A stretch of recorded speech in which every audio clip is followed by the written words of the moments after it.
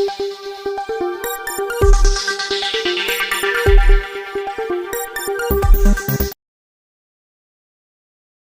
आप बंदरों के उत्पात से परेशान हैं तो आपके लिए खुशखबरी है।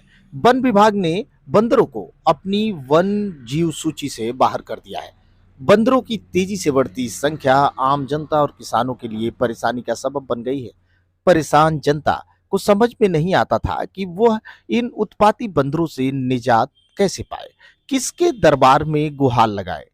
लोग बंदरों की समस्या के लिए वन विभाग का दरवाजा खटखटाते थे। वन विभाग का पोर्टल बंदरों की समस्या से भरा हुआ था।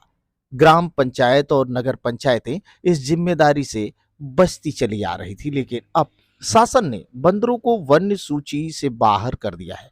विशेष सचिव पर्यावरण, वन एवं जलवायु परिवर्तन विभाग उत्तर प्रदेश ने प्रभागीय वन अधिकारी को पत्र भेजकर बंदरों को पकड़ने के संबंध में आवश्यक दिशा निर्देश जारी किए हैं। कर्मचारी कम होने का हवाला देते हुए वन विभाग ने बंदरों को वन्य सूची से बाहर कर दिया है।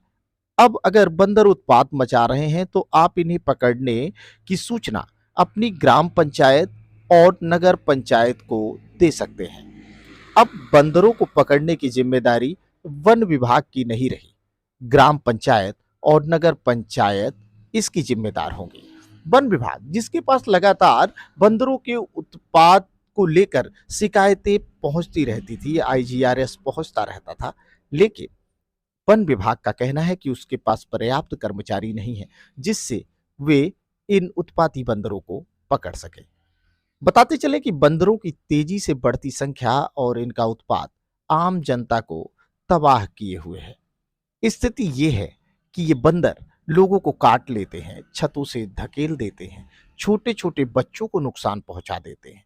बंदर इतने निर्भीक हैं कि ये घर में घुस जाते हैं, सामान उठा ले जाते हैं, कपड़े फाड़ देते हैं। साथ ही साथ इन बंदरों ने किसानों का अर्थशास्त्र भी बिगाड़ कर रख दिया है। कितनी जगहों पर फसलों के चक्र बदल गए हैं।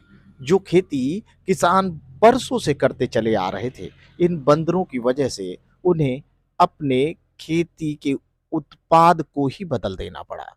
स्थिति ऐसी है कि ये बंदर गेहूं, धान, यहां तक कि लहसुन, प्याज सबको नुकसान पहुंचाते हैं।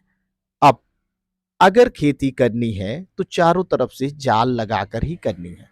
अब इन बंदरों को ऊपर से आने से कौन रोक सकता है? ये वहां भी पहुंच जाते हैं, लेकिन अब काम कुछ आसान होता नजर आ रहा है, क्योंकि इसके पहले इन उत्पाती बंदरों की सारी जिम्मेदारी वन विभाग को सौंप दी जाती थी।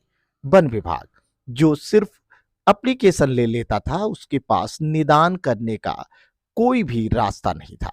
ग्राम पंचायत या नगर पंचायतें अपना पल्ला झाड़ लेती थी कि ये हमारा काम नहीं है, ना ही इसके लिए हमारे पास कोई बजट है।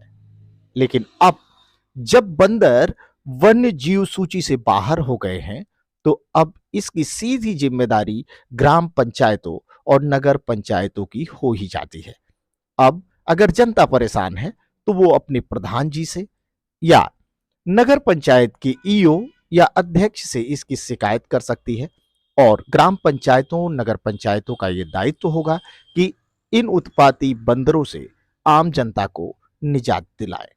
फिलहाल एक उम्मीद तो जगी ही है कि अब शायद लोग बंदरों के तांडव से बच सकें। अस्पतालों पर चले जाएं तो आप देखेंगे एंटी रेबीज के इतने टीके लग रहे हैं जहां पर बंदर हैं, क्योंकि बंदर आए दिन लोगों को काट लेते हैं और यह एक ऐसी चीज है जो बहुत प्रसारित भी नहीं हो पाती। जो पीड़ित होता है जाके इलाज कराता है और फिर अपने घर चुपचाप बैठ जाता है। देखते रहिए द्वाबा न्यूज। अगर आपको हमारा प्रयास पसंद आ रहा है तो आप हमारे चैनल को सब्सक्राइब करें, न्यूज को आगे फॉरवर्ड करें। नमस्कार।